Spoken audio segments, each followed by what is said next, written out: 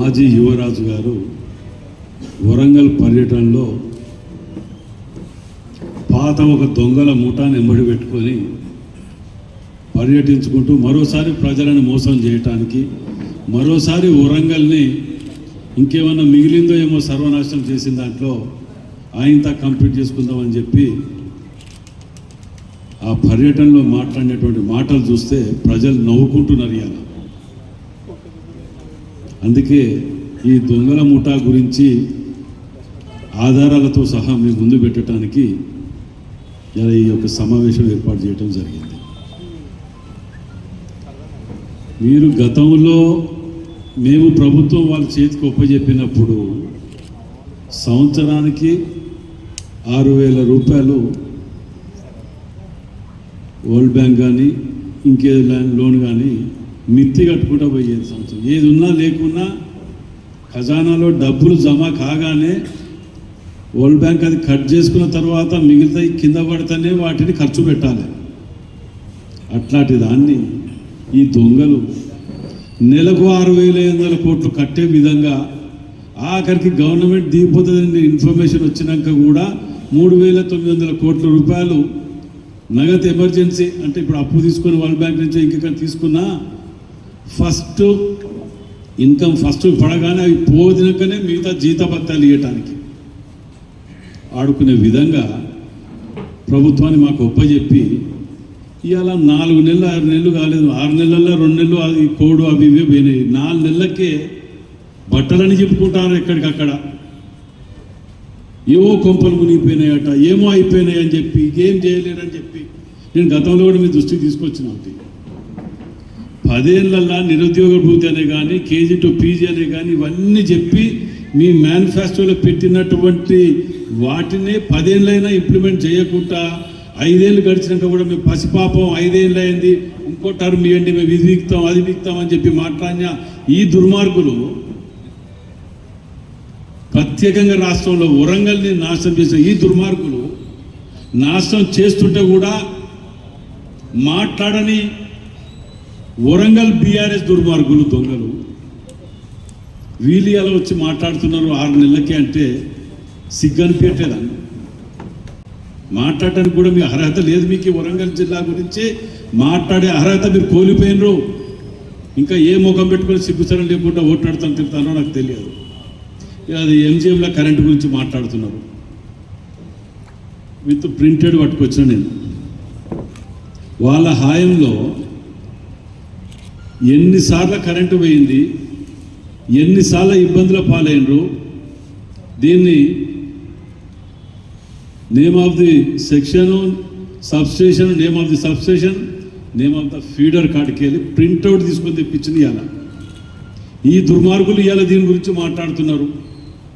బతుకున్న మనుషులని సచ్చిన మనుషులని అక్కడ హాస్పిటల్లో ఎలుకలు కొరక తింటుంటే కూడా స్పందించని ఇక్కడ మాజీ లోకల్ ఎమ్మెల్యేలు మంత్రులు ఇలా ప్రెస్ మీట్లో కూర్చొని చిలక పలుకులు మాట్లాడుతుంటే ప్రజలు గుర్తిస్తలేరు అనుకుంటారు. ఇవాళ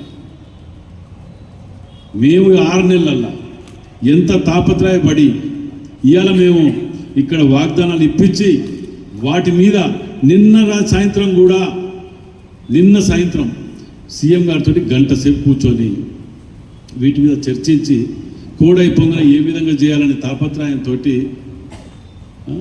మేము తాపత్రయపడుతుంటే ఇవాళ వీళ్ళు వీటిని పట్టుకొని ఇంత ఇదిగా నిర్లక్ష్యంగా హాస్పిటల్లో తీసుకొచ్చిన ఎక్విప్మెంట్స్ చెదలు బట్టి పోతుంటే వాటి గ్యారంటీ పీరియడ్ అయిపోతుంటే ఇదే పేపర్లలో టీవీలలో వస్తే చలనం లేని ఎదవలు మంచిగా బాగుపడే సమయం వచ్చినప్పుడు మేము ఆలోచనతోటి ఒక పట్టుదలతోటి డెవలప్ చేయాలని చెప్పి ఆలోచన పోతుంటే మీరు అప్రిషియేట్ చేయకుండా మేము బాధపడం. ఇవాళ దుర్మార్గులు దొంగలు అని నేను అంటున్నామంటే కారణం ఏంటంటే కడుపు అంటే 4 నెలల్లో మేము ఏమి చేయాలో ఇన్ని చేసుకుంటూ వస్తుంటే అప్రిషియేట్ చేయకుండా పర్లే కానీ విమర్శించడం ఇలాంటి మాటలు మాట్లాడుతుంటే చేతగాని దద్దమ్మలు మీరెన్నడూ కూడా ఈ కబ్జాలకు దోపిడీలకు పాల్పడ్డారు. కానీ మీరెన్నడూ అభివృద్ధి గురించి తోడ్పడిపడ్డ దాఖలు ఎక్కడా లేదు. అందుకే ఇలా మాట్లాడిన యువరాజు గారిని అడుగుతాను, మీ కుటుంబంలో ఒకరు లిక్కర్ కేసులో, ఒకరు ఇంకో కేసులో పోతారు. మీరు కూడా మాట్లాడితే ప్రజలు నమ్ముతారని ఎట్లా అనుకుంటాం చెప్పండి. సెంటర్ రియల్ గురించి మాట్లాడి సెంటర్ రియల్ని తీసేసి ఉన్న 300 కోట్లు 400 కోట్లు ఇచ్చి 700 కోట్లు ఎత్తుకపోయింది మీ అయ్య కాదా? దానికి జవాబు చెప్పడానికి దొరకదు జవాబు. మీరు మహారాష్ట్ర బ్యాంకులో తీసిన లోన్ ఖైదాల కాడికి వెళ్ళి తీసి ప్రెస్ మీట్ పెట్టి ధర్నాలు చేస్తే జవాబు చెప్పలేని దద్దమ్మలు మీరు ఏదో అట్లా వచ్చి పర్యటన వచ్చి ప్రెస్ మీట్ పెట్టి అటు అవతల పడటమే తప్ప మీకు ఏ చేత కాదు. కలవలే. కరెంటు పోయిన దాని మీద అదృష్టం బాగుండి దేవుని దేవాలయం ఎవరికి ఏం జరగలేదు. అదేదైనా జరిగితే బాధ్యులు ఎవరు అనే దాని మీద పూర్తి స్థాయి విచారణ చేయమని చెప్పి ఆదేశించడం జరిగింది.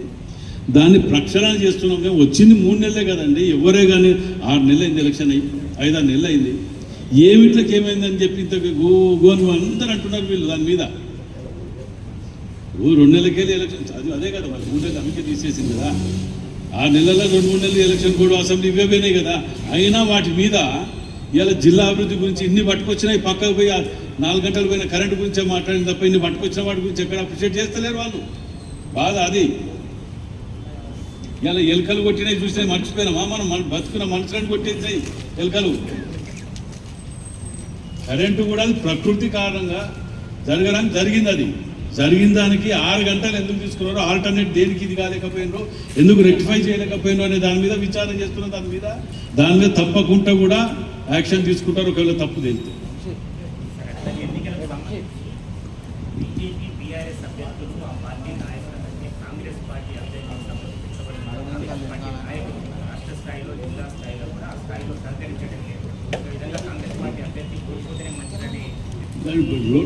బయట ఉంది అంటారు.